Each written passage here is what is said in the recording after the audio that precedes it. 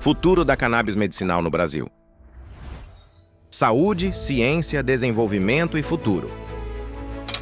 Boa tarde, sejam todos muito bem-vindos. Meu nome é Marco Antônio Carboni, eu represento o Instituto Curapro, mas hoje a gente está aqui falando de um debate, o debate Cannabis no Brasil, Saúde, Ciência, Desenvolvimento e Futuro. Estou aqui junto com a Tatiane Ivo, que vai me ajudar a mediar aqui. Antes da gente apresentar todos os participantes, a gente quer agradecer à Faculdade Galícia, que está proporcionando esse encontro nosso, que cedeu os auditórios para a gente fazer essa gravação. Então, antes de mais nada, um agradecimento especial à Faculdade Galícia e um agradecimento especial a todas as pessoas que estão compondo essa mesa. E eu vou iniciar aqui falando de uma por uma, né? Primeiramente, a Tatiane Ivo, que participa e é uma ativista e também mãe de um paciente, também funcionária e colaboradora do Instituto Curapro Qualividas. Obrigado, Tati, por estar aqui com a gente, compartilhar. Quero começar então com a doutora Juliana. A doutora Juliana Américo, ela é psicóloga e trabalha como psicanalista, trabalha também com saúde coletiva. Depois a doutora Paula Vinha, médica, participa também ativamente durante anos na evolução de toda essa nossa história da cannabis aqui no Brasil. Dr. Júlio Ide, médico também, ultimamente especialista em cannabis medicinal, tem um histórico também de atuação no terceiro setor e ambos, tanto a doutora Paula quanto o Dr. Júlio, especialistas em cannabis medicinal. Doutora Cíntia de Carlo, dentista, que já inclusive até ganhou prêmio fora do Brasil, pesquisadora da área da cannabis. Então, muito bem-vinda, Cíntia, obrigado por você estar aqui com a gente. Dr. Rafael Cormoxi, advogado, atua também no direito, vamos chamar assim, no direito canábico, junto com o Dr. Constantin, que está fazendo parte dessa mesa também. Dr. Constantin também é advogado, doutor pela PUC e faz hoje parte da comissão técnica da SBEC. Super importante a gente falar disso também. Doutora Kátia Ferraro, médica veterinária, que também compõe a comissão do Conselho Federal de Medicina Veterinária sobre os assuntos regulatórios da cannabis. E a doutora Ana Fábia, que representa a comunidade francesa aqui no Brasil e também vai falar um pouco mais sobre toda a experiência dela com cânhamo industrial e outros assuntos que estão destinados a cannabis nesse nosso regulatório. Muito obrigado pela presença de todos, sejam todos muito bem-vindos. Tati, conto contigo aí para começar a fazer as perguntas e que tenhamos todos aí um excelente debate. Doutora Ana Fábia, o que a sociedade em geral ainda não entendeu sobre o cannabis? Essa é uma pergunta bastante complexa. O que a gente sempre prega que a sociedade não entendeu é a diferenciação conceitual. A sociedade também relaciona muito a cannabis com droga, né, e com uma coisa maléfica, quando na verdade nós estamos falando de uma planta que tem mais de 12 mil anos entre nós, foi domesticada antes do algodão, tem 4 mil anos de domesticação, e pode ser utilizada para mais de 50 mil aplicações, entre alimentos, bebidas, medicamentos. Ela tem um escritor francês que eu gosto muito de citar, né, representando a comunidade francesa. A França, aliás, é um grande produtor de cânhamo industrial, o terceiro do mundo. Ele diz que a cannabis é a única planta que pode nos curar, que pode nos alimentar, pode nos vestir e nos abrigar. Então, em relação a essa pergunta, acreditamos que a informação vai ser absolutamente essencial para abrirmos o olhar para esse novo momento da cannabis, né, que já está entre nós há muito tempo, foi proibido nos anos 30 e agora está voltando aí por várias razões, até por uma necessidade mesmo de melhorarmos as práticas de produção e consumo da CIT. Resumo dessa forma. Obrigada. Perfeito, obrigada, doutora. Doutora Paula, como pesquisadora, o que a sociedade em geral ainda não entendeu sobre a cannabis? Boa pergunta. Eu acredito que existe ainda muita desinformação sobre o tema, né? As pessoas ainda confundem muito a cannabis com o uso adulto, né? com a maconha de uso adulto. E a gente está falando de um uso terapêutico, né? Da parte médica, eu utilizo a cannabis já há bastante tempo, desde 2017, 2018, para tratamento de condições clínicas que as pessoas têm que saber que podem ser tratadas com a cannabis. Então, além da cannabis ser um medicamento, além de não fazer mal, ela faz bem. Então, muitas vezes, as pessoas ainda têm essa falta de informação sobre o tema. É muito importante o que a gente está fazendo aqui agora, né? E sempre que a gente puder orientar as pessoas. Por quê? Porque elas têm que saber que não tem nada a ver com o uso adulto e que é um tratamento que já é acessível no Brasil, que já é legalizado desde 2014, que a burocracia já diminuiu muito do que era antes, quando a gente prescrevia, que é fácil de obter o tratamento hoje em dia. Ele não é mais tão caro quanto custava antes, então ele pode ser, sim, utilizado tanto por crianças, quanto por adultos, quanto por idosos. Pacientes que são doentes, que têm condições clínicas como epilepsias, síndromes neoplásicas que fazem quimioterapia, pacientes com fibromialgia, pacientes com dor crônica, insônia, ansiedade, até mesmo para os transtornos, por exemplo, da saúde da mulher, endometriose, dor na menstruação, cólica, TPM.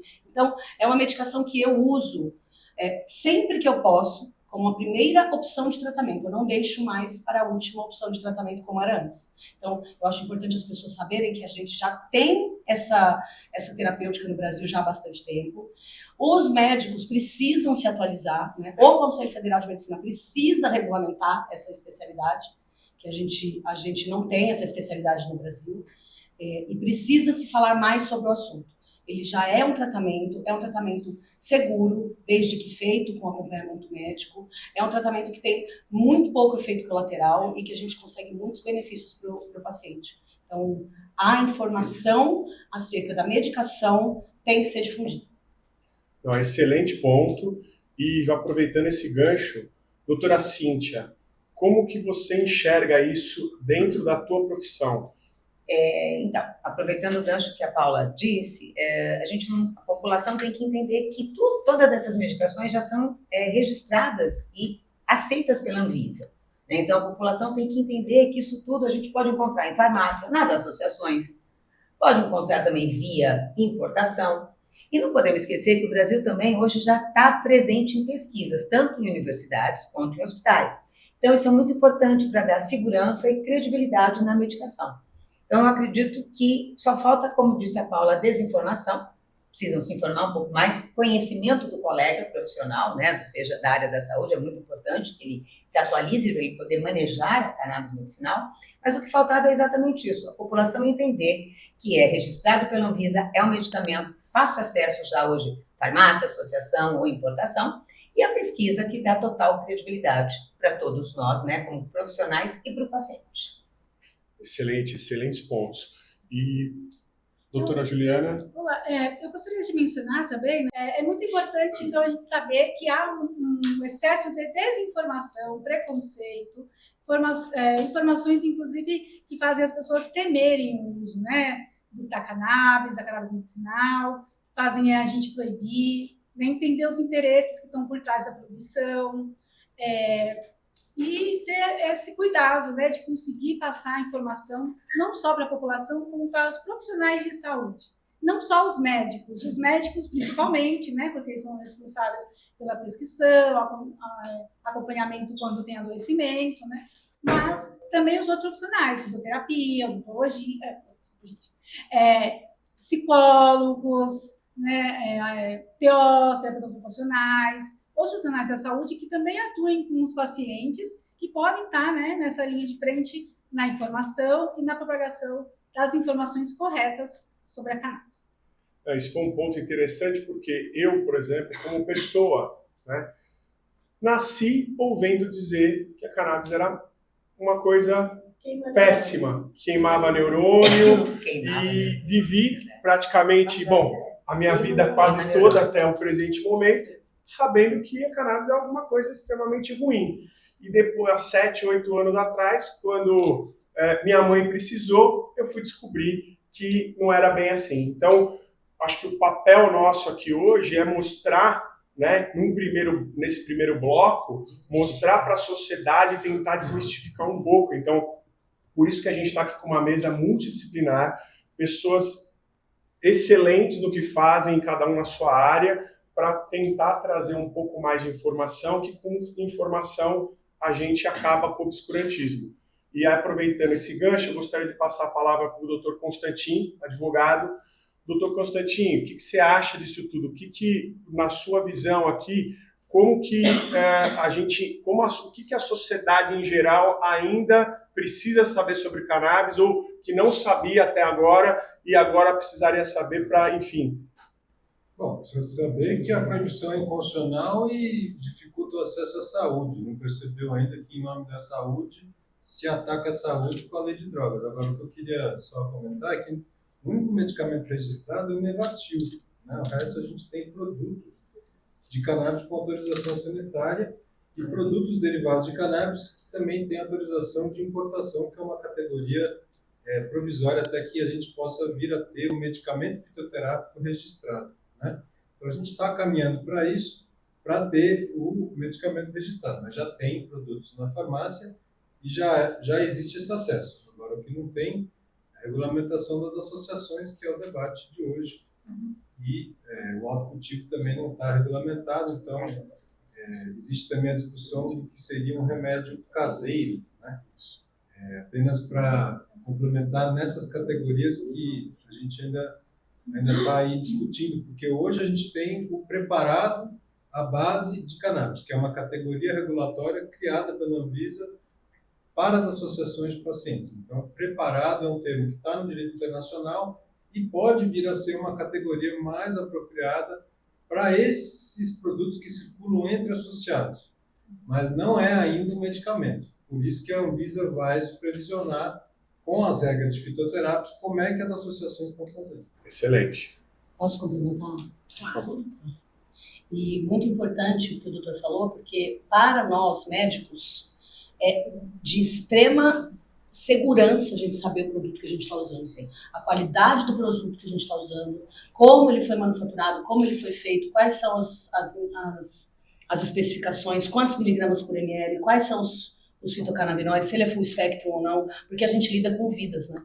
Então, vale ressaltar também que até o autocultivo e o remédio caseiro tem que ter toda as boas normas para serem feitos, porque a gente vai usar para pessoas doentes. Então, a planta ela não é simples, ela é uma planta complexa, o cultivo não é fácil, a extração também, a produção do óleo não é fácil, tem que ser feito sob as normas para a gente poder prescrever com segurança. Complementando aqui um pouquinho o que os colegas falaram, né? Eu sou veterinária, então a gente teve muita dificuldade de acesso a tudo até há pouco tempo atrás. E hoje nós só podemos ainda, a gente só tem acesso, teoricamente, ao que está na farmácia. E que, teoricamente, para a gente, principalmente eu trabalho com cavalo, inviável financeiramente, tá? Então, esse é o primeiro ponto. Então, a gente segue, sim, usando as medicações das associações, que foram elas que nos acolheram desde o início, que a gente começou a trabalhar. Então, isso é uma coisa que eu gosto muito de falar sempre. Então, o agradecimento a todas as associações que acolheram os veterinários e forneceram esse óleo, e é o que a gente continua usando até hoje. Esse é o primeiro ponto. O segundo ponto, que é um pouco... não sei usar até a palavra, mas beira-se até o ridículo, a gente tem como o Mevatil, né, que é a medicação, que tem registro, que foi a primeira, né, e que é uma medicação que ela é 1 para 1, ela tem alto THC.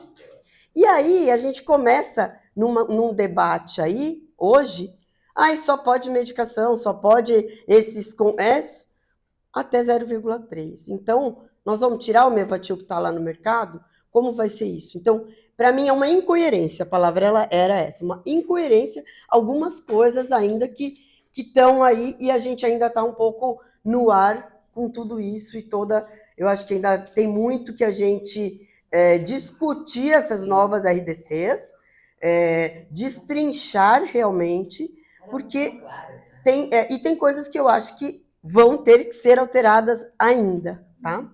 Em relação, né, tem essa tensão qual que é o melhor modo de produzir, qual que é o melhor óleo, qual que é a melhor substância, né? Eu, como psicóloga, como alguém que está acompanhando pacientes, né, numa associação, junto com uma associação, vejo no dia a dia que mesmo que a gente não tenha, né, ainda todo esse controle específico de miligramas, enfim, a maioria das associações tem, mas algumas não tanto, são mais caseiras, né, digamos assim.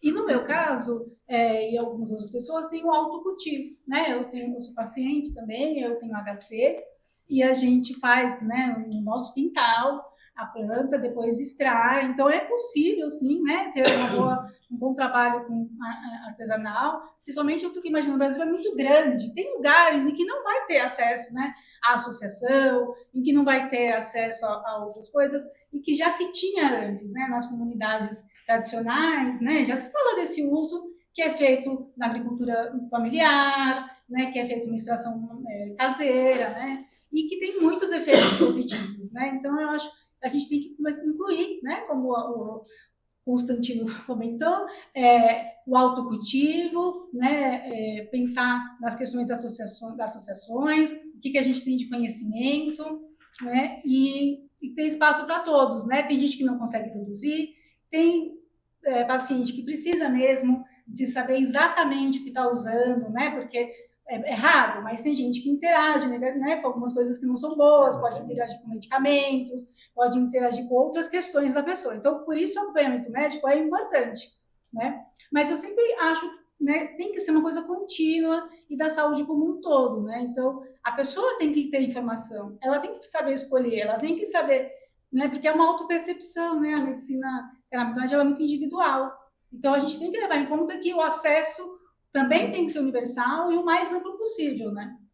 Concordo contigo, Juliana. E, além disso, né, também vou trazer um pouco a experiência do CuraPro. No CuraPro, a gente, apesar da gente produzir o óleo, a gente também incentiva aquelas pessoas que desejam para fazer o seu autocultivo, porque, como a doutora Juliana falou, às vezes existe uma genética específica, o paciente se adapta com uma ou outra genética. Então, realmente, o amplo acesso, acho que o amplo acesso é mais justiça.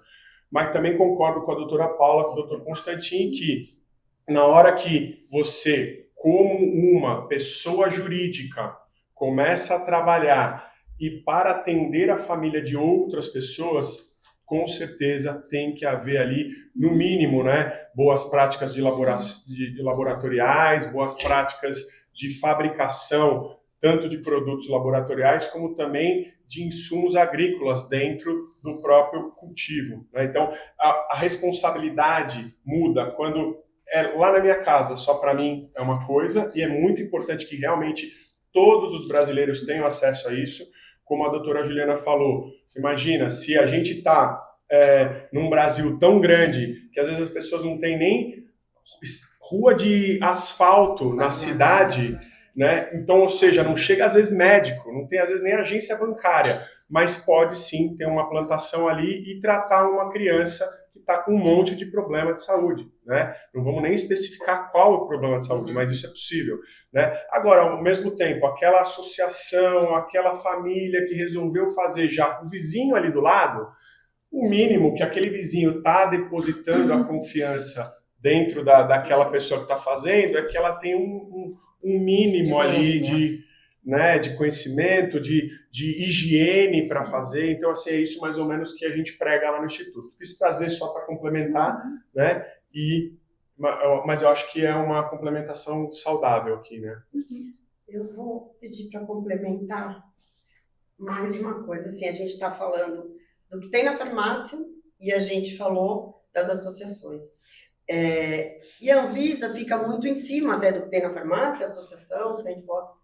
E a gente sabe que muita medicação que está chegando no Brasil, que era pela 660, agora 1015, não tem qualidade nenhuma, não tem controle de qualidade, não é considerado medicamento, então não precisa ter um controle de qualidade, é considerado complexo vitamina, não sei como é que é, suplemento, e aí não tem controle de qualidade. Só que o marketing em cima de algumas empresas tem sido muito forte.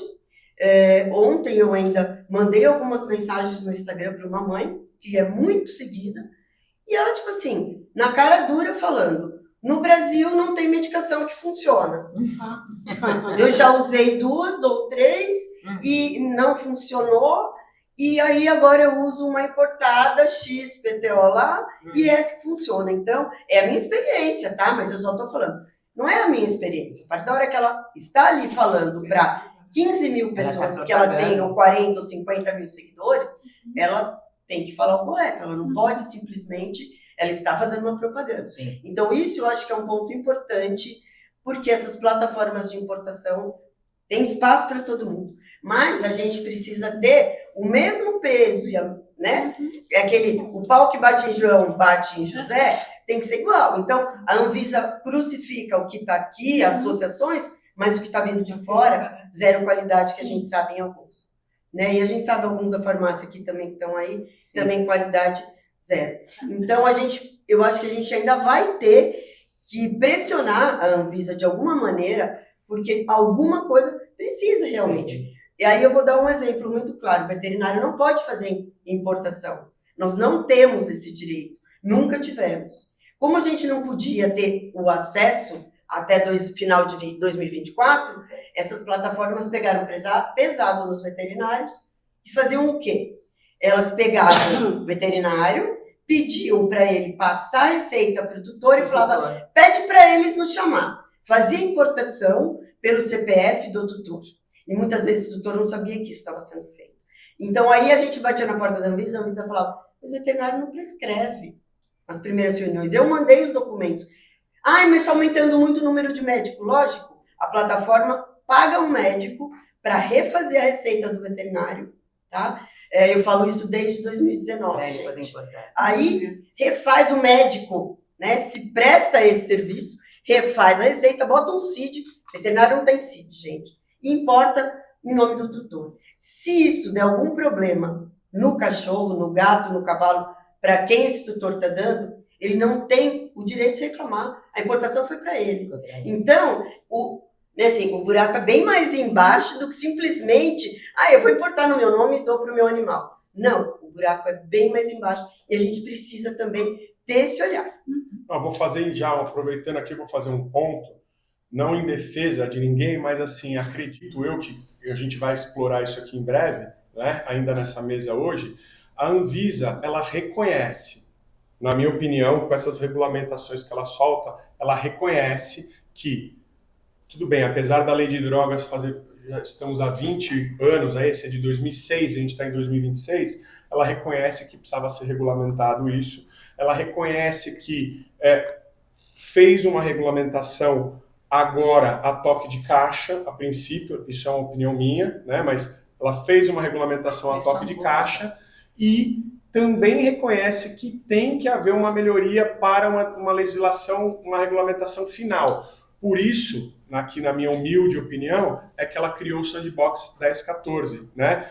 A RDC 1014 com o Sandbox, porque ela vai pegar a experiência das associações de pacientes que hoje, por bem ou por mal, ou enfim, questões do dia a dia da regulamentação da cannabis aqui no Brasil, a gente que veio obtendo todo esse know-how a duras custas nesses últimos anos. A gente começou a cultivar, a gente começou a produzir artesanalmente esse óleo. Hoje várias associações já estão com laboratórios muito bem equipados, com profissionais de saúde, de farmacêuticos, biólogos, agrônomos, médicos, compondo toda essa equipe e produzindo produtos de excelente qualidade, né, doutora Kátia? E como você comentou, essa questão da 660, da importação e dessa pessoa que você respondeu ela lá no Instagram, realmente a gente tem, não é nem só o óleo.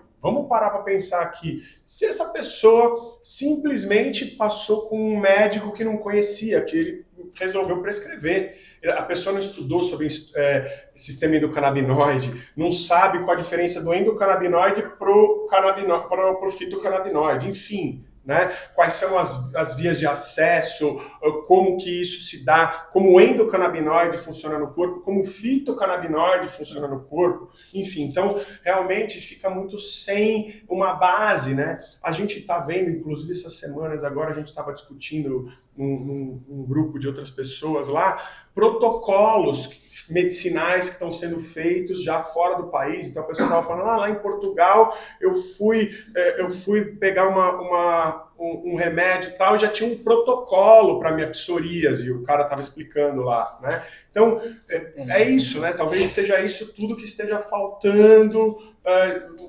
enfim, a sociedade discutir mais, pesquisar mais e entender um pouco mais aí sobre esse funcionamento, né?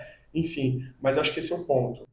O que eu acho importante a gente frisar, Marco, é assim, as pessoas são extremamente individuais. Como eu faço medicina personalizada, eu não gosto de protocolo pronto, engessado, congelado. Então, assim, eu faço tudo personalizado para cada paciente. Dá trabalho? Dá trabalho. Mas a cannabis, o sistema endocannabinoide, ele tem muitas particularidades. Ele varia de acordo com pessoa para pessoa, com os hormônios, com o sono, com a sua vida, com o nível de estresse. Então, assim, a gente não é igual todos os dias. O nosso sistema endocannabinoide, ele é dinâmico.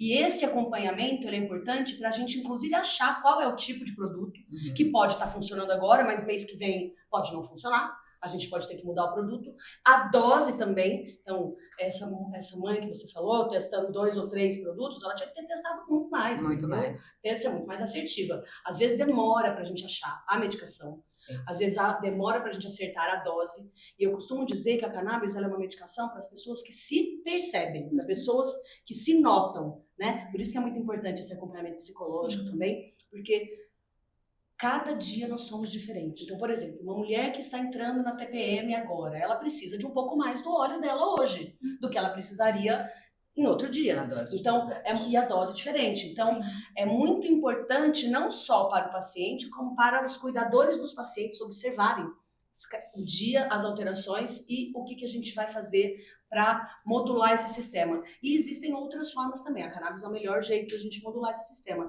Mas eu costumo brincar que todo mundo tem que ter esse sistema endocannabinoide em dia. Equilibrado, alinhado e em dia. Porque senão o adoecimento e a falta de qualidade de vida vai acontecer. Não tem jeito. Porque ele regula todos, não é isso, Paulo? Tudo. Na verdade, o nosso sistema endocannabinoide é responsável por todos os outros sistemas do seu organismo. E o que vocês, complementando o que todo mundo falou em relação, como a Paula disse, é uma digital, né? Cada um tem a sua. Não adianta, eu já tive casos também que estava tratando 3 meses e de repente, do nada, o paciente progrediu. Você tem que mudar. Então, tem que ter primeiro. A gente tem que explicar para o paciente que tratamento com cannabis medicinal, o nome já diz, é tratamento. Ele não tem uma resposta assim, que nem você tomar hoje. Tá com dor de cabeça, se todos aqui com dor de cabeça, todos nessa mesa, tomarem pelo menos 45 gotas de alisador, para todo mundo vai passar. Pode ser que em 10 minutos a sua volta, porque funciona de imediato. Canabinoide não é assim. Vai depender do seu sistema, né, da farmacocinética, do teu sistema endocannabinoide, como é que você vai responder. E essa história toda da falta de conhecimento, como disse essa mãe, é o que eu tinha sempre medo. O meu medo, como o Marco falou, hoje todo mundo prescreve. Né? E, gente, eu não sei vocês, mas eu tenho pego receitas. Você fala, o que é isso? Olha, e chega paciente assim, doutora, eu tenho este. Como é que eu compro? Chega para você, como é que eu compro esse? Como assim? Canabinoide. Não sabem nem escrever, não vem nome comercial, não vem miligramagem, não vem nada. Literalmente nada. Que é aquela história de todo mundo está fazendo por demanda, porque pode, qualquer profissional de saúde pode prescrever, tá na moda, porque agora você tem que estar, né, na onda, na crista da onda. Então, hoje está na moda você prescrever cannabis medicinal, mas não tem o conhecimento, ele não sabe. Que é um casamento com o paciente, que você tem que ter sim. Se você não tem o tempo, ter um profissional, ou um farmacêutico, ou uma secretária, que pegue o feedback, porque é o feedback desse paciente que vai te dar a segurança de você fazer esta modulação, modular, aumentar, saber se está funcionando com o produto que você está. E isso a maioria não quer, porque dá trabalho, gente. Dá trabalho você ter que acompanhar o paciente. Eu falo que tratamento, quem decide? O profissional que decide tratar um paciente com cannabis medicinal, ele tem que entender que a partir daquele momento ele tem um casamento com o seu paciente. Se ele não tiver esse saco, essa paciência, não entra. Dá trabalho, né? Dá trabalho, nem Não é muito. fácil. E aí, assim, o que acontece com esse só prescrever? A gente está passando, como eu estou no meio, apesar de ser veterinária, todo mundo procura. Já peguei mais de 2 receitas, azul, bonitinha, que o laboratório passa para o médico e deixa para oferecer, e aí já deixa receituário azul com o carimbo na medicação, entendeu? E aí o médico só assina e entrega. Então, assim, a gente está vendo o que é esse médico. Eu já vi receitas de médicos conceituados na área deles, mas ele não quer perder o gancho, mas ele também não quer estudar. Não quer aprender, não Entendeu? quer se atualizar. Então, assim, e ele não tem nem noção, que é o que vocês falaram. Cada indivíduo é um indivíduo. Cada indivíduo tem um número de receptores também, né? Então, assim, a gente precisa ter isso. Eu tenho animais, né? Porque os meus não falam, então eles não conseguem muito... Eu tenho que ficar mais em cima, às vezes o proprietário... E tem um animal que toma, só um exemplo, não vou falar em miligramagem, 8 gotas de um óleo 2 vezes por dia, e eu tenho um outro que toma 8 ml no dia da prova. São 160 gotas. Então, um toma 16 gotas por dia, o outro toma 160. 8 pipetas, né? O mesmo quilo, mesmo peso dos 2 animais. Então, primeiro, o que isso me diz? É uma droga extremamente segura. Sim. Tá? Extremamente segura. Esse é o primeiro ponto. E segundo, a gente não vai chegar em miligramagem por quilo. Não dá pra fazer essa conta. Não dá essa Então, conta. assim, Não dá pra quem fazer. quiser ficar em cima de prescrever em cima de miligramagem por quilo, eu acho que a gente tem que ter o mínimo básico. É em torno de, mas a margem terapêutica a gente sabe que é muito grande. Por isso que não dá protocolo. A gente não dá protocolo. Por isso que eu não concordo com o protocolo. Por isso que eu não concordo Eu em também protocolo. não. Isso, Também não concordo. eu Eu trabalho... também não concordo com os aplicativos que fazem a consulta. Também não. Nunca. Entendeu? E assim, Eu sou tem totalmente empresa contra. tem indústria farmacêutica deixando até uma calculadorazinha pro Claro. Sim, médico. tem a basezinha. Tem, né? Assim, e assim, Fogo no parquinho. então assim, fica um pouco em cima do médico veterinário e do dentista, Sim. que teoricamente são os 3 hoje realmente autorizados à prescrição, e que esse também é um outro debate, mas assim, eu acho que, por exemplo, o psicólogo tem que estar num apoio, num grupo multidisciplinar. Agora, a prescrição, eu não acho que o enfermeiro pode prescrever. Desculpa, assim, é a minha opinião. E nem o terapeuta. E nem o fisioterapeuta. Concordo com você. Por quê? Também acho Eles que não. prescrevem outras medicações da farmácia Não. que eles podem prescrever. Não. Por que eles querem prescrever a cannabis? Entendeu? Então, eu acho que eles têm sim que Nutricionista saber, também. eles têm que saber e mais trabalhar em multidisciplinar. Isso eu concordo com você. Eles têm que saber como funciona o sistema endocannabinoide, como funciona tudo. Para quê? Para dar apoio do paciente que está fazendo tratamento com o médico. Então, assim, esse é o meu raciocínio. Porque senão, hora que acontece, o farmacêutico, desculpa, o enfermeiro vai prescrever, o fisioterapeuta vai prescrever, se dá um problema, ele não tem formação para resolver esse problema. E aí, vai chegar onde? Vai chegar no médico. E aí vai ficar esse jogo. Então, a gente precisa começar a delimitar um pouco mais. Os fisioterapeutas odeiam isso que eu falei. Nutricionistas também não gostam. Imagina, nutricionista. Você entendeu? Então, assim, são nuances que eu acho que tudo isso ainda é um debate ainda muito grande. Com certeza. Eu acho que foi um ponto bem importante. Eu acho que faltou aqui a gente trazer um enfermeiro para a próxima e um fisioterapeuta também. Nutricionista Pode também. Trazer os 3. Porque eles vão ter também, né? E o médico também, exatamente. Né? O problema é que às vezes o médico, né, ele prescreve e não tem essa conversa com os demais profissionais. Então, nesse caso, sim, mas tem médicos que não conversam nem comigo. Mas o sistema médico, né, em geral, ele é usado nisso. A gente tem que pensar na maioria para quando a gente vai pensar. Mas, via de regra, o ideal é que haja essa comunicação e essa multidisciplinaridade, porque eu descubro um monte de doença por uma gengiva de um paciente, mas eu não vou tratar aquela doença. Se o médico não quiser conversar com você sobre isso, fala com o paciente mudar de médico, cara. Que médico chato. Mas uma coisa estrela, importante, às vezes ele tá se achando. Eu já descobri um monte de patologia, mas não trato. Às vezes o médico dá o Tem a mas grande questão, calculo, vejo lá, aí uma os diabetes. doutores podem falar, porque a gente coloca canabidiol no SUS, mas os médicos do SUS não sabem prescrever. Não, Como é não que faz? Tem que ensinar uns a prescrever. Não tem que ser, eu também Bom, acho. Eu também acho que tem que dar o Tem que produto ter das associações, né? Tem que ter esse produto que vai nem sempre Assim, efetivo. eu acho que uma das coisas fundamentais para a gente começar ampliar e melhorar se chama conhecimento. Sim. Por isso que Total. nós da veterinária, a gente tem batido muito em cima da tecla de uma frase que chama lugar de maconha ou de cannabis é na universidade.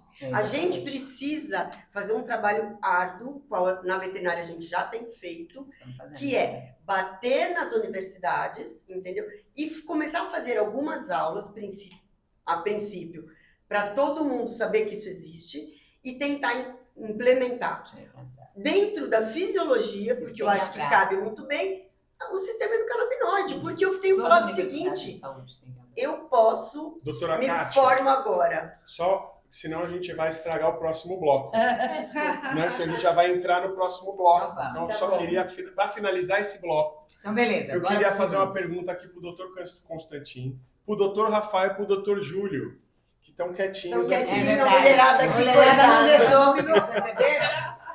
Vocês perceberam que a mulherada não deixou os coitados falarem até agora? Sim. E, na verdade, o ponto para a gente finalizar esse primeiro bloco, eu queria saber qual a diferença, justamente isso tudo que a gente está falando aqui, qual que é a diferença, doutor Constantin, depois doutor Rafael, depois doutor Júlio, qual que é a diferença da gente tratar a cannabis como um tabu? Olha aí, a gente está aqui falando, enfim, uma série de experiências pessoais, experiências que a gente veio tendo ao longo da nossa vida. Qual que é a diferença da gente tratar a cannabis como um tabu e agora tratá-la como algo de saúde, ciência, saúde pública, sair da esfera criminal para a esfera sanitária? Queria um pouco a opinião de vocês a respeito disso. Bom, a gente sai do estigma, sai do medo e vai para a experiência e para as práticas populares de saúde, para as evidências da vida real. Então, a partir do momento que você começa a ter esses dados, né, essas evidências anedotais, essas evidências do mundo real, porque elas não se encaixam nesse padrão biomédico de ciência, até porque não tinha pesquisa, porque era proibido, então agora está começando a voltar a ter pesquisa, né? O próprio THC foi descoberto na década de 60, então tudo isso é um caminho para a gente tirar do estigma, né, que a maconha foi sempre associada à marginalidade, né? A psicoatividade ela foi sempre associada à marginalidade. E isso é um discurso de desqualificação para servir a propósitos de controle de uma classe, porque hoje a polícia mesmo ela não é uma polícia de Estado, ela é uma polícia de classe. Então ela exerce o controle de territórios e amedronta pessoas, e esse discurso do medo, né, ele serve para controle de governo e controle de mentes e corpos. Então, é basicamente isso. A gente está saindo do estigma e vendo agora que sempre contaram uma fake news, uma mentira, porque veja que as campanhas de proibição da maconha elas vêm da década de 30. Então, nessa época, a gente tinha um ambiente de achar que proibir o álcool ia ser a sanação da República. Então, havia toda essa ideologia dos médicos higienistas, anti-alcoolistas, e que também só não conseguiram proibir o álcool porque não conseguiram, mas se pudessem também teriam proibido o álcool lá na década de 30 aqui no Brasil. Então, é um discurso que está caindo por terra porque hoje se vê que era muito mais em virtude de um preconceito, né, e não em virtude do que de fato é possível ter essa melhor relação com a planta. Porque no fundo a gente não vai ter um mundo livre de drogas, a gente vai ter sempre um mundo com drogas e com seus problemas. A questão é como é que a gente convive da melhor maneira com esses perigos e também com essas possibilidades terapêuticas.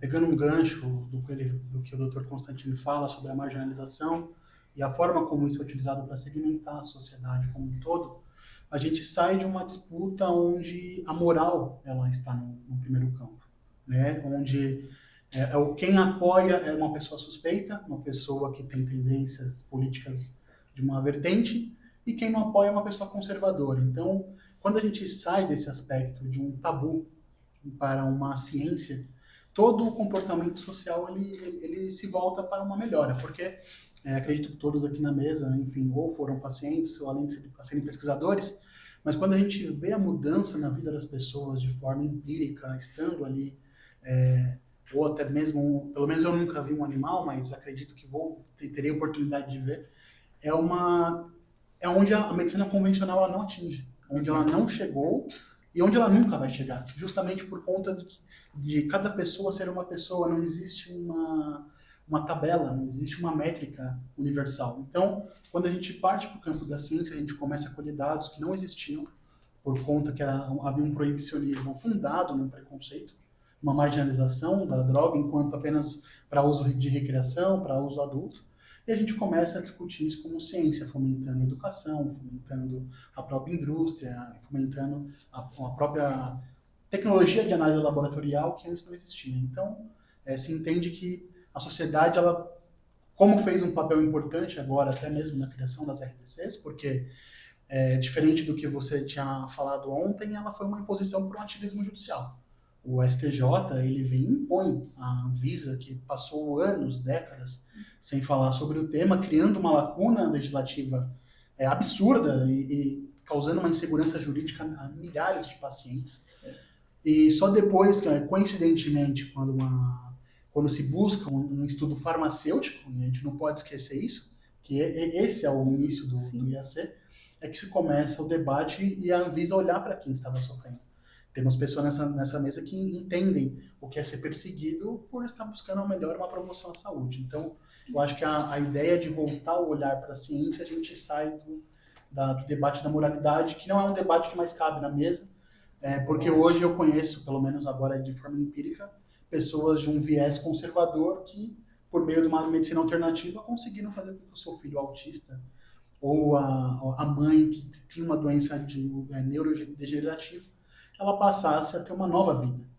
Então, isso muda, é sobre vidas, é sobre um tratamento adequado, a promoção de saúde que o poder público não tem como chegar em todo o local, ou não quer, essa não é uma discussão, acho que compete a mim, mas o início de uma regulação, o início de um viés voltado para o associativismo civil, eu acho que começa a difundir ainda mais onde ele é mais marginalizado, que é na favela, que é onde a pessoa ela não tem a condição financeira de, por exemplo, comprar um medicamento que custa um valor que às vezes vai faltar para ela comer no final do mês. A minha opinião Nossa, excelente. Que bom que a gente está aqui com a mesa multidisciplinar e com tantas opiniões e, na verdade, não só opiniões, mas com conhecimentos que elevam esse debate para o nível onde a gente precisa estar. A cannabis ela tem que receber, né, ela tem que ter aqui na sociedade brasileira o seu lugar de destaque, principalmente agora, em 2026, onde essa regulamentação dá início, na verdade, a uma regulamentação mais séria aqui no Brasil. Doutor Júlio, você gostaria de complementar aqui Então, falando um pouco do que eu acho, assim, eu acho que quando a gente começa a falar sobre tabu, eu acho que o discurso ele fica muito emocional e raso, tá? Quando a gente começa a tratar, em vez de a gente levantar uma bandeira perguntando se é a favor ou contra, eu acho que a gente tem que começar a pensar para qual paciente, qual que é o sintoma, porque assim a gente consegue oferecer também o melhor tratamento para cada paciente. Excelente. E, de fato, a gente percebe que é mais temos que sair do campo do discurso ideológico para um campo da realidade, da ciência, como diz o Dr. Rafael, dos fatos empíricos, aqueles que se concretizam no dia a dia dentro das clínicas, dentro do tratamento dos pacientes, né? Mário, só complementando o que você acabou de dizer, porque cannabis medicinal, meu ver, ele não é mais ideologia, é saúde. Basta isso. Ele não é mais, a discussão da cannabis hoje não é mais sobre na ideologia, é sobre a saúde. E a gente também não pode esquecer que a cannabis... Eu só ia falar que tem a ver com a saúde, e o que ele diria é que falar em cannabis medicinal não é só falar do uso terapêutico da planta, né? É você pensar o modelo médico atual, né? Sim. Então, acho que... Mas o modelo médico atual ele está defasado faz muito tempo, tanto um modelo produtivo. Muito, né? Eu mudei do modelo, né? Mas ele trouxe essa mudança. Mas é verdade. Ele trouxe uma medicina mais humana, mais prioritária, mais Integral. personalizada, integrativa, Sim. foi o que ela trouxe. E da saúde. Essa Você é não a trata só mudança a que a doença, gente né? quer. A gente não pode esquecer também que é super importante que a cannabis, ela é igual, eu brinco que ela é igual a mandioca. Você usa a cannabis inteira, da folha até Assim, tudo, né? ela é Então, assim, completa, você ela é completa. você não legalizar a cannabis no Brasil, ou mesmo canhão industrial, enfim, é um desserviço para a população. desserviço. Está perdendo dinheiro, está perdendo matéria-prima, está perdendo Arrecadação tributária. alimento, Tudo. trabalho, Pela segurança alimento, de tudo. trabalhar com ela, como você disse, eu falo que mesmo errando, você acerta Sim. com a cannabis. Aí eu tenho uma frase que na primeira vez que eu escutei o professor Derli falando, ele é pesquisador em Viçosa, foi ele que ganhou uma verba, ganhou não, né, jurídica, que entrou lá judicialmente, porque ele também não conseguia nem fazer pesquisa na Universidade de Viçosa, para começar um banco de germoplasma. Ele tem um banco de germoplasma de soja, e todo mundo conhece ele, pessoal da soja. E ele fala, a gente já foi algumas vezes, né, para Mato Grosso, Londrina, ele junto para falar. Ele fala que a soja, não, desculpa, que a cannabis é melhor do que o boi. Porque o boi a gente fala que perde o berro. E a cannabis você não perde nada. Eu nunca mais esqueci essa frase, porque como eu sei dessa frase, porque eu sou veterinária, a gente usa, né, brincando. Então, assim, e eu levei essa frase. Então, a gente precisa ter esse olhar, porque é importantíssimo a gente não perde nada, né? Apesar de ser uma plantinha difícil de cuidar, sim, e independente do que a gente tem agora, né, já conseguimos, aí tem o CBD, a gente sabe CBD, THC e tudo mais aí. Medicina tradicional chinesa, 2000 anos antes de Cristo. A gente tem vidro, é a minha primeira pós da medicina tradicional chinesa. Eles usavam, então tinha lá tintura de cannabis, eu tenho foto de vários vidros. Eles tinham, quanto tem de CBD, quanto tem de THC, eles não tinham nada disso. Sim. Mas eles sabiam que aquela planta, aquela tintura, fazia o efeito que eles queriam. E por que eles usavam? Eles não tratam sintomas, eles tratam a causa dos sintomas. A medicina tradicional chinesa trata o todo. Né? Então, assim, os médicos lá, muito antigos, eles falavam que eles ganhavam pela saúde do paciente. Quando o paciente adoecia, eles paravam de receber. Então, assim, é um contexto totalmente diferente do que a gente está acostumado ainda hoje, apesar de tanta melhora que a gente teve. Excelente. E assim, para finalizar esse nosso primeiro bloco, que já começou com força total. Para finalizar esse primeiro bloco, e inclusive já dizer que o nosso segundo bloco vai ser, esse primeiro bloco era mais ou menos para ambientalizar, para aquecer e ambientalizar a sociedade em geral, no geral, sobre o assunto da cannabis. Agora, nesse nosso segundo bloco, a gente vai falar um pouco mais sobre a fisiologia da cannabis, os tratamentos personalizados, a gente vai trazer um pouco mais para o campo da saúde. E quero deixar aqui aberto, se você quiser mais informações sobre conhecimentos em geral sobre a cannabis, sobre essa quebra de tabu, sobre o que realmente a cannabis pode ou não influenciar a sua vida, manda uma pergunta pra gente que a gente vai aqui, não só o CuraPro, mas todos os profissionais que estão aqui na mesa vão responder para você depois.